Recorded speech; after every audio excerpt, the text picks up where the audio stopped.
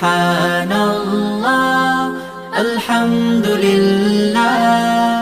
লা ইলাহা ইল্লাল্লাহ আল্লাহু আকবার লা ইলাহা ইল্লাল্লাহ লা ইলাহা ইল্লাল্লাহ আল্লাহু আল্লাহু আল্লাহু